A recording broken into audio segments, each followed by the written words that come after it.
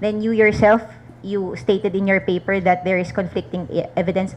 I would have suggested for you to do, instead of an RCT, you should have done a meta on the subject matter, you know.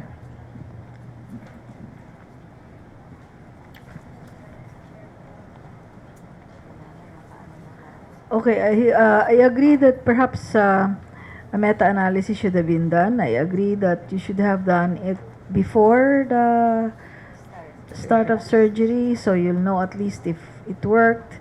Secondly, it will, what do you call this, augment your intraoperative anesthesia and analgesia. And, ano pa? Was there sample size determination? Yes, Kasi I didn't see it in your paper. Sample size, ethics, sabi mo, approval of ethics. Pero yung sample size, paano ba natin? The computed sample size in this study was at a power test of 0.8 was 70. But I've just reached a 46 total population since there was a scarcity of bupivacaine in our institution at that time. So I was just able to, I was already at the 2/3 of my study when I stopped. So how did you randomize? I use a sealed envelope, lottery sampling method. Iba yung And a sealed lottery. envelope. Iba rin yung using sealed envelopes. Kasi Sealed. dapat nakalagay lahat yung transparent yung the way we randomize, no? Kasi if this is a truly randomized design, pantay na pantay yung top block at saka placebo. Unless this is a block randomized design. Kung saan dapat naka-declare din kung anong type of randomization ang ginawa. Okay. Ha? So, be very transparent about how you did the study. Kasi, on cross, pag tinanong ka, hindi mo rin masagot. Kasi usually, pag truly randomized design, hindi block randomization, mas marami yung size ng isa, saka nung isa, di ba? Ako, ma? Yes. Okay. I have other general considerations that I will mention later on. Okay?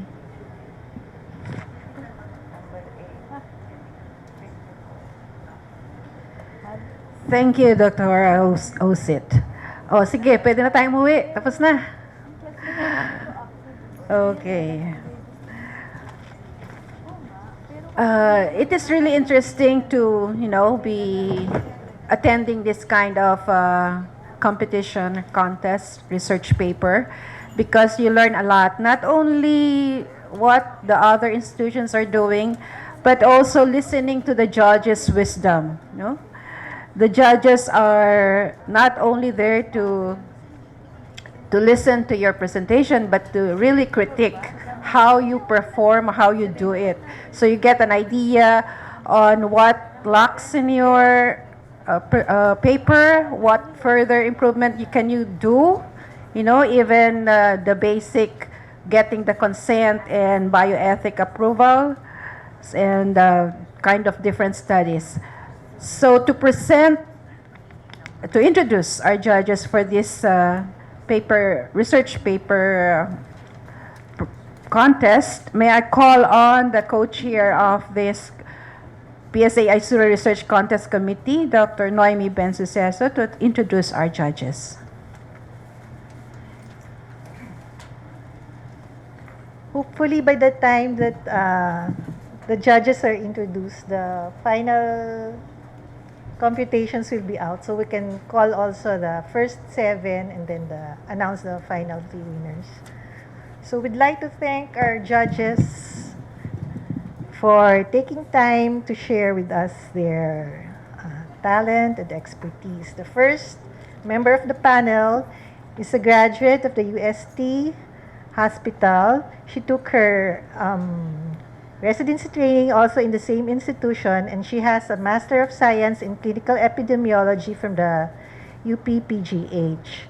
She's presently an instructor for Faculty of Medicine and Surgery of UST and was formerly the head of the Research Committee of the UST Department of Anesthesia, Dr. Mayvel Galvan Atanoso.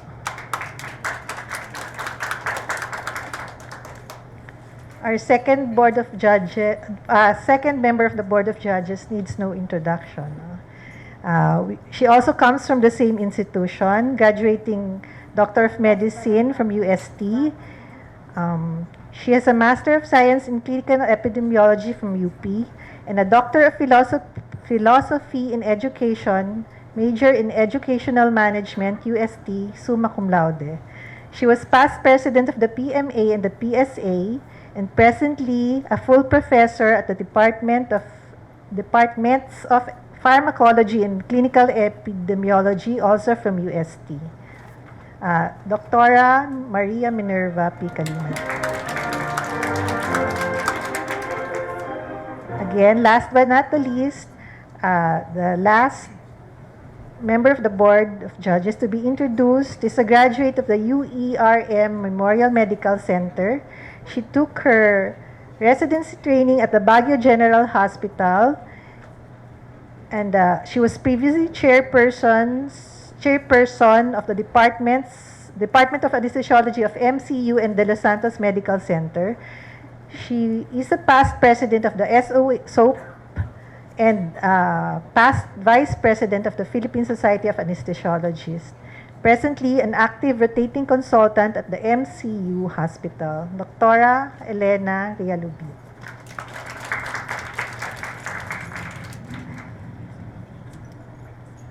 Sampu yan.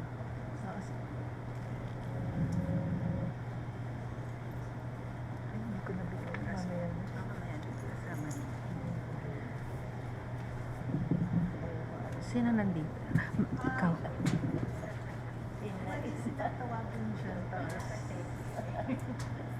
By the time siguro tapos na.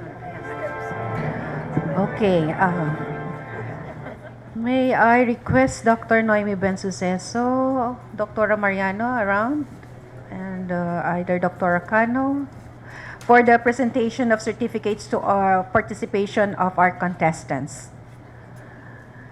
So as your name is called, please come forward to receive your certificate. The certificate of participation reads, Philippine Society of Anesthesiologists Incorporated presents this to as contestant during the PSA ICU Research Contest 2019 oral presentation given the 17th day of November 2019 at Banquet 2 Function Room, Philippine International Convention Center, Pasay City, Philippines. Signed, Noemi Bensuceso, MD, TPBA, Co-Chair, PSA Research Committee for oral presentation. Teresita A. Batanes, MD, FPSA, Director, PSA Inc., Chair, Committee on CME, and Benjamin Daniel S. Valera, MD, FPSA, President, PSA Incorporated. So may call on Dr. Finlay Ann J. Manila Caliso,